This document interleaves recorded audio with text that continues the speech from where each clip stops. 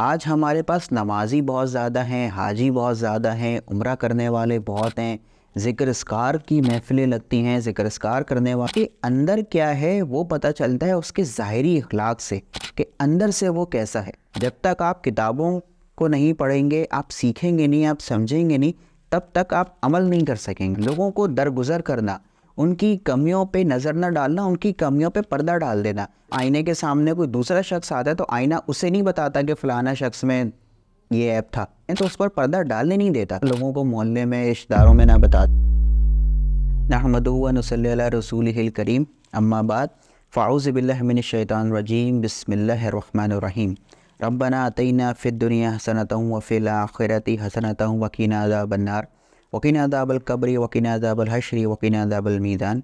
السلام علیکم محترم سامعین اکرام، آج ہمارے پاس حدیث ہے اور آج ہم حدیث کا ترجمہ جو ہے وہ کریں، ترجمہ اور تشریح آپ کے سامنے پیش کریں گے۔ تو آج جو حدیث ہے اس کا ترجمہ ہے کہ تم میں سے مکمل ایمان والے وہ لوگ ہیں جن کے اخلاق دوسروں سے اچھے ہیں۔ اس حدیث میں اچھے اخلاق کی فضیلت و اہمیت بیان کی گئی ہے۔ اچھے اخلاق کو کامل ایمان کی شرط بتایا گیا ہے۔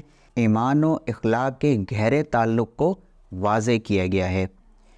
اب اس میں اس کی تشریح ہم اس حوالے سے بھی کریں گے کہ ہمارے دین اسلام میں اخلاق یعنی ایک دوسرے کے ساتھ ہمارا رویہ کیسا ہونا چاہیے، اس پر بہت زیادہ زور دیا گیا ہے۔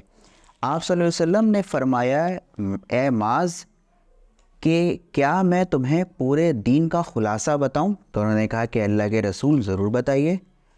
تو پھر آپ صلی اللہ علیہ وسلم نے فرمایا کہ پورے دین کا خلاصہ یہ ہے کہ اس زبان کو، یہ جو زبان ہے دو جبڑوں کے درمیان ہے، اس کو قابو کر لو۔ اس کا مفہوم ہے اس حدیث کا کہ اس کو قابو کر لو۔ جس دن اس پر کنٹرول آ گیا تو پورے دین کا خلاصہ یہی ہے، یعنی اخلاق ہے۔ تو اخلاق پر ہمارے دین میں بہت زور دیا گیا ہے۔ آج ہمارا معاملہ تھوڑا سا الٹا ہے۔ آج ہمارے پاس نمازی بہت زیادہ ہیں، حاجی بہت زیادہ ہیں، عمرہ کرنے والے بہت ہیں، ذکر اذکار کی محفلیں لگتی ہیں، ذکر اذکار کرنے والے بہت ہیں، اور ہر نیکی کرنے والے بہت ہیں، لیکن آج مارکیٹ میں جو چیز شارٹ ہے وہ ہے اخلاق والے۔ اخلاق والے لوگوں کا جو طبقہ ہے وہ شروع سے کم ہے اور ابھی بھی کم ہے۔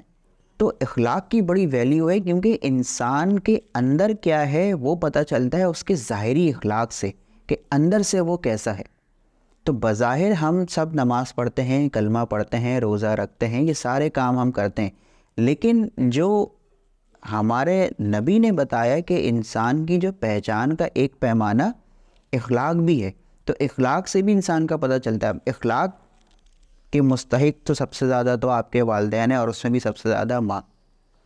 لیکن اسی طریقے سے ہمارے جو اور لوگ ہیں، گھر میں بھائی بہن ہیں، بچے ہیں، پڑوسی ہیں، ہماری سوسائٹی میں، معاشرے میں ہمارے دوست ہیں، تو ان سے بھی ہمارا اخلاق جو ہے وہ بہترین ہونا چاہیے، کیونکہ اخلاق جو ہے وہ ایک ایسی چیز ہے جو لوگوں کو آپ کی طرف اٹریکٹ کرے گا۔ اور ہمارے دین کا جو بنیادی فلسفہ ہے وہ اخلاق پر ہی مبنی ہے۔ تو دین جو ہمیں جس چیز پر سب سے زیادہ زور دیتا ہے وہ اخلاق میں۔ تو آپ صلی اللہ علیہ وسلم بے شک قرآن میں دلیل ہے کہ آپ صلی اللہ علیہ وسلم بے شک اخلاق کے اعلیٰ درجے پر فائز ہے۔ تو یعنی آپ صلی اللہ علیہ وسلم اخلاق کے جس معیار پر ہیں اس تک کوئی پہنچ نہیں سکتا۔ تو ہمارے نبی جب خود اخلاق کے اتنے اعلیٰ اور اونچے منصب پر ہیں تو لازمی سی بات ہے ہم اس منصب تک تو پہنچنا ہمارے لیے ناممکن سی بات ہے، لیکن ہم کم سے کم ان کے فوٹ سٹیپ فالو تو کریں، کوشش تو کریں کہ ہم اپنے اندر بہتری لائیں۔ ایٹ ونس تو دیکھیں کچھ بھی نہیں ہوگا۔ آپ چاہیں کہ کل صبح اٹھوں میں اور ایک دم سب صحیح، ایسا نہیں ہوگا۔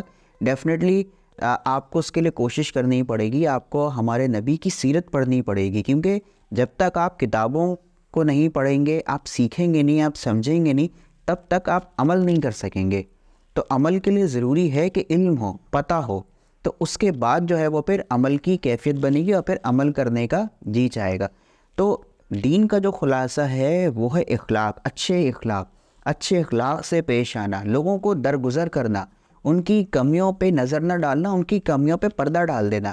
بہت مشکل کام ہے، نہیں ہو پاتا لوگوں سے، کیونکہ شیطان ہمارے ساتھ لگا ہوا ہے، وہ ہمیں کسی کی خامی کو جب ہم دیکھ لیتے ہیں تو اس پر پردہ ڈالنے نہیں دیتا جب تک ہم 10-15 لوگوں کو محلے میں رشتہ داروں میں نہ بتا دیں کہ جی فلانا عیب ہے. جبکہ آپ صلی اللہ علیہ وسلم نے فرمایا کہ ایک مومن دوسرے مومن کے لیے آئینہ ہے. جیسے انسان آئینے کے قریب کھڑا ہوتا ہے تو جب اس کا اگر اس کے چہرے پر کوئی داغ لگا ہے تو آئینہ اسے بتا دیتا ہے یہاں داغ ہے. جہاں ہو اور جتنا ہو اتنا ہی بتاتا ہے, دکھاتا ہے. اور جب آپ چلے جاتے ہیں تو جب آئینے کے سامنے کوئی دوسرا شخص آتا ہے تو آئینہ اسے نہیں بتاتا کہ فلانا شخص میں یہ عیب تھا. تو اسی طریقے سے آپ صلی اللہ علیہ وسلم نے فرمایا کہ ایک مسلمان دوسرے مسلمان کا آئینہ ہوتا ہے. تو مقصد کہنے کا کہ ہمیں جو ہے وہ لوگوں کے ساتھ اخلاق, پیار, محبت سے کوشش کریں کہ پیش آئیں. اللہ سے دعا ہے کہ اللہ تعالی ہمیں کہنے اور سمجھنے کی توفیق عطا کرے.